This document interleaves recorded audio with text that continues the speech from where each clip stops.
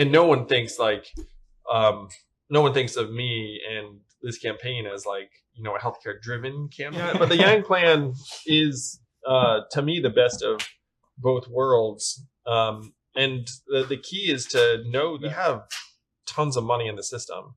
It's just not being spent in ways that make us healthier or stronger. We have a system that's designed not to maximize our health and well-being. It's a system designed to maximize revenue on the part of private insurers, device companies, drug manufacturers. Well, what Medicare for All means to many Americans is universal health care that's high quality and low or zero cost. And that is exactly what I'm championing. We need to provide health care to all Americans, but I would not get rid of all private insurance plans immediately, because millions of Americans are on those plans, enjoy those plans, in many cases negotiated for those plans in lieu of higher wages. The goal of the government has to be to demonstrate that we can outcompete the private insurance plans and squeeze them out of the market over time. Society has been overrun by corporate special interests, including the drug companies. It makes it so that Medicare can't even negotiate drug prices on behalf of the American people. Andrew Yang proposes setting prices for medical services and moving doctors to salaries rather than fees. He supports Medicare for all who want it, a public option that he says will create competition. The fact is, we don't have a genuinely competitive market right now in the healthcare industry for a variety of reasons. And this is a way to introduce competitive pressures in a real way. Notice drug prices never seem to go down. They only seem to go up, only seem to have one direction. And this is a uniquely American problem. People in other parts of the world have governments that are saying there is no way you're going to charge that for this drug. What they do is they use international reference points and say this is the international standard, so you have to be plus or minus 10-20% of that international standard. Does that make sense to you all? Yeah, America doesn't do it. America, the drug price gets set by the company, and then we're all stuck with it. So what you do is you say to the drug companies, you have to come within this margin of the international standard, what you are charging other citizens of other countries of this democracy.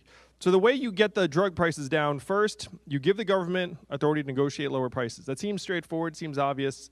Whatever reason, we don't do it. So then you have to hit them where it hurts. You have to say, look, if you do not come within these international guidelines, then we, the government of this country, have the ability to license your drug.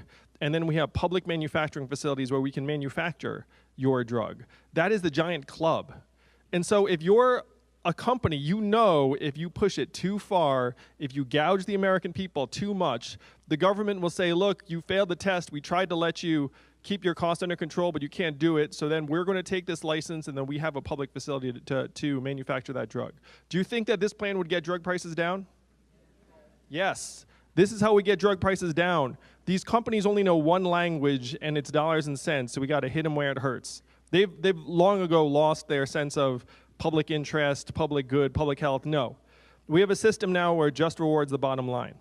Now, the second part of this is that our economy is becoming increasingly punishing and inhuman for people at every demographic. And I have no interest in living in a country where I go into a convenience store, a grocery store, and there is an elderly American working just to survive instead of a teenager who used to do that job for beer money. That if American drug manufacturers can't either get their prices in line or produce what the American people need, then we can re-import the drugs from other markets and other producers. The American system right now just rewards profitability, and so if an American drug company thought that we were going to bring in competing goods from another market, then that would actually help get the prices down. Okay. And different things work for different people. When my wife gave birth, she had a hard time feeling healthy again, and she saw an acupuncturist, and that was immensely helpful. My mother, who's newly retired, is an artist now. She's seen an herbalist, and that's very helpful. And so our insurance and our healthcare program should cover different types of holistic treatments that people find constructive and helpful and beneficial. Because many of these treatments have proven effects for at least some sets of people, and instead of having one standard or one size fits all, we should let Americans decide what works for them in terms of their own health. Our plan has lower minimal cost for many Americans and then co-pays just so that you have a little bit of skin in the game. So it is similar, but we think that we've improved upon some of the other proposals that are out there.